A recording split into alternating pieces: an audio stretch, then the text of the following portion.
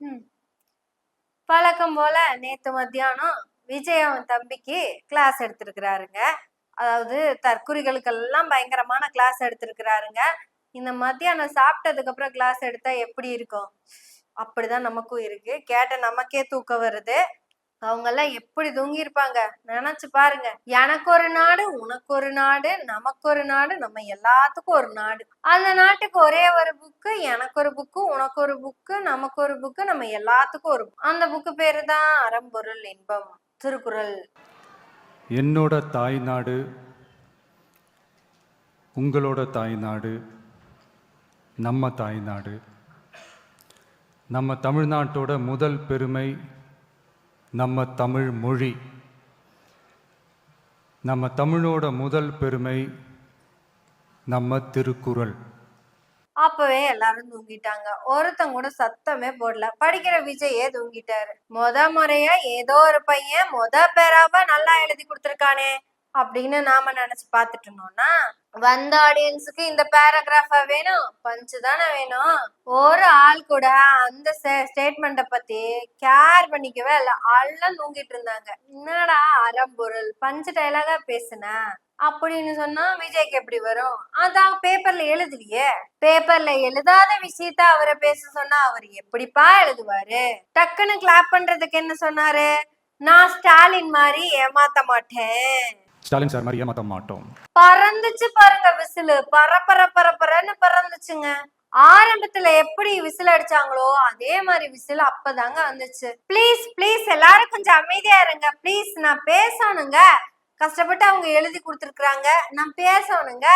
அப்புறம் தான் விஜய் மயக்க பிடிச்சிட்டு அறம் பொருள் இன்பம் அப்படின்னு ஆரம்பிச்சதுமே எல்லாம் தூங்க ஆரம்பிச்சிட்டாங்க. எல்லாருக்கும் வணக்கம்.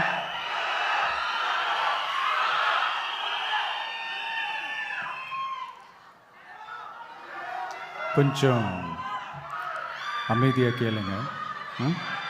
அதுக்கப்புறம் ஸ்டாலின் தவறாரு அப்படின்னு பாட்டு பாட ஆரம்பிச்சிருந்தா எல்லாரும் எந்திரிச்சு கிளாப் பண்ண ஆரம்பிச்சாங்க. அப்புறம் சின்ன தம்பி கவுண்டமணியான தாவேகா விஜய் 6 மணியானா வீட்டுக்குள்ள போய் அடங்கிடுவார்ல.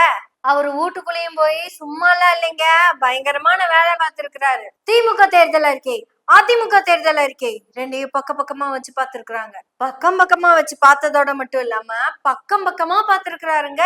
அப்படி பார்த்து அவர் கண்டுபிடிச்சதுதான் ரெண்டும் ஒரே மாதிரி இருக்கு. இவங்களும் 2000, இவங்களும் 2000, இவங்களும் பஸ் ஃப்ரீ, அவங்களும் பஸ் ஃப்ரீ. ரெண்டு பேரும் விட்ட தேர்தல் அறிக்கையை எடுத்து பாருங்க. ஏதாவது 1-2 பாயிண்ட் கொஞ்சம் ஒரே மாதிரி இருந்தா பரவாயில்ல. ஆனா அவங்க என்ன பண்ணி இருக்காங்க தெரியுமா? ஒருத்தர் 10,000 கொடுத்தா இன்னொருத்தர் 8,000க்கு கூப்பன் கொடுக்கிறாரு.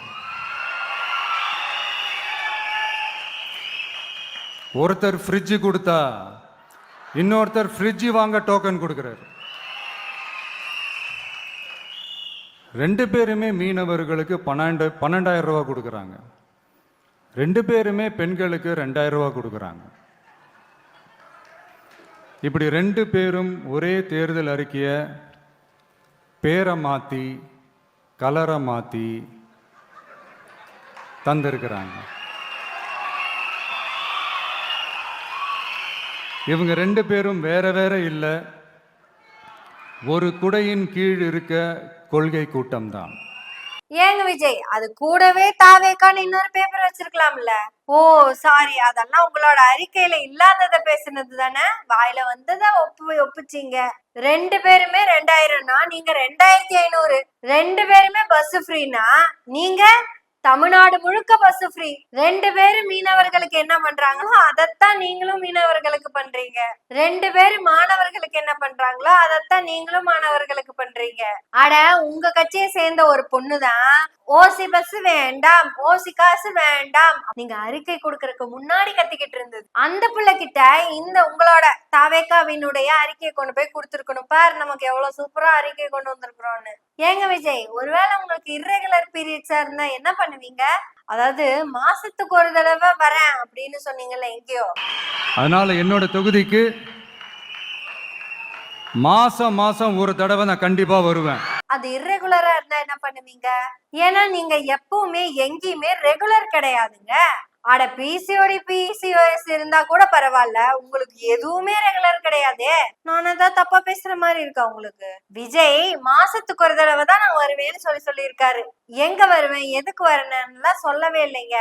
ஒருவேளை இவர் தமிழக முதல்வர் ஆயிட்டாருன்னா மாசத்துக்கு ஒரு தடவை பெரம்பூருக்கு வருவாரு. அடுத்த 2 மாசம் திருச்சி கிழக்குக்கு போவாரு. அதுக்கப்புறம் 2ல ஏதோ ஒரு தொகுதியை இவர் ராஜினாமா பண்ணி ஆகணும். அப்படி ராஜினாமா பண்ணிட்டாருன்னா எந்த தொகுதி வேண்டாம்னு வைக்கிறாரோ அந்த தொகுதிக்கு போக வேண்டிய வேலை இவருக்கு இல்ல. ஏங்க விஜய், அப்ப நீங்க சிஎம் ஆகிற ஐடியாவே உங்களுக்கு இல்ல, எம்எல்ஏவோட நின்றுறீங்க. ஏன்னா சட்டமன்றத்துக்கு போகணும், தமிழ்நாடு முழுக்க சுற்றுப்பயணம் போகணும். நீங்க குடுக்கறேன்னு சொன்ன நலத்திட்டங்களை எல்லாம் நீங்க வந்துதான் ஆரம்பிச்சு வைக்கணும். அது போக புயல் வெள்ள பாதிப்புகள் ஏதாவது வந்துச்சுன்னா முதலமைச்சராக நீங்க ஃபீல்டுல போய் நிக்கணும். எல்லாத்தையும் பனையூருக்கு கூட்டிட்டு வந்து பார்க்க வைக்க முடியாது அப்படிங்கறத பத்தி உங்களுக்கு தெரியுமா? நீங்க பாதிக்கப்பட்ட மக்களை பார்க்க போறப்ப உங்க ரசிகர்கள் எல்லாம் அமைதியா இருப்பாங்களா அப்படிங்கறது ஒரு $1 மில்லியன் கேள்வி. ஏன்னா நடிகர் விஜய பாக்குறதுக்கே இம்பிட்டு கூட்டம், முதலமைச்சர் விஜய பாக்குறதுக்கு எவ்வளவு கூட்டம் இருக்குன்னு பாத்துக்கங்க. அந்த கூட்டத்துல கண்டிப்பா செயின் எடுத்துட்டு போற வேலையும் வேற வைப்பாங்க. அது போக இப்ப பெண்கள் சொல்லிக்கிட்டே இருக்காங்கல்ல, எங்களுக்கு பாதுகாப்பு இல்லைன்னு, அதையும் பண்ணுவாங்க. அதுவும் கூட்டத்துலதான். எத்தனை வேலை இருக்குது தற்கொலை விஜய். ஒரு அறிக்கையை படிச்சு போட்டு நீங்க வாட்டு கிளம்பி ஊருக்கு போயிட்டீங்க. பனையூர் பக்கம் போயிட்டு இப்ப வரையும் வெளியேட்டி பாக்கல. இனி இந்த அறிக்கையெல்லாம் செயல்படுத்துறதுக்கு எப்ப வருவீங்கன்னு தெரியலையே. அதுலயும் மாசத்துல ஒரு நாள் தான் என்னோட ஒர்க்கிங் டே அப்படிங்கறதையும் கிளியரா டிக்டேட் பண்ணிட்டீங்க. ஒரு நாள் முதல்வருங்கிறது சங்கர் படம், அது சினிமாக்கு செட் ஆச்சு. இந்த மந்த்லி ஒன்ஸ் வேற சொல்றீங்க, அந்த மந்த்ல எப்போன்னு தெரியல. என்னங்க விஜய், அறிக்கை உங்களை விட குழப்பமா இருக்குதே. ரொம்ப யோசிச்சா தூக்கம் வேற வருது. சரி, உங்களுக்காக ஒரே ஒரு ஆறுதல் பரிசு இதுல அறிக்கையில காத்துட்டு இருக்குதுங்க. இத நீங்க செயல்படுத்த வேண்டிய எந்த அவசியமுமே இல்ல. இதுக்காக நீங்க யோசிச்சு மண்டைய குழப்பிக்க வேண்டிய எந்த அவசியமும் இந்த அறிக்கையில இல்ல.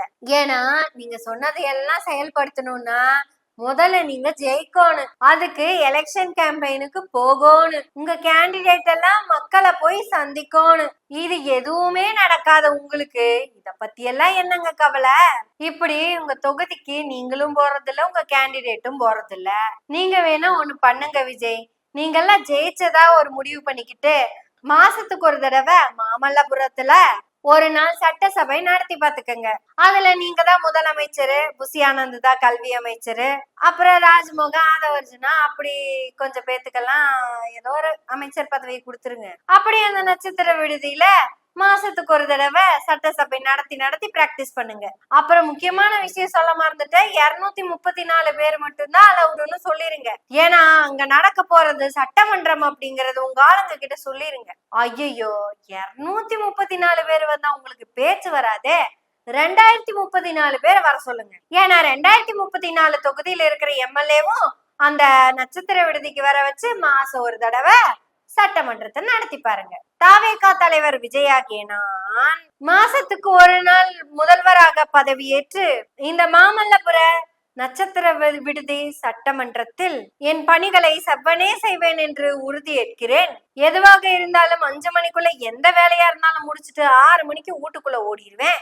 இது கடவுளின் மீது ஆணையாக உறுதி அளிக்கிறேன். இப்படியெல்லாம் விஜய் பண்ணுவாரு பேசுவாரு அப்படின்னு நான் ஏதோ நக்கலா பேசுறவன்லாம் நினைச்சுக்காதீங்க.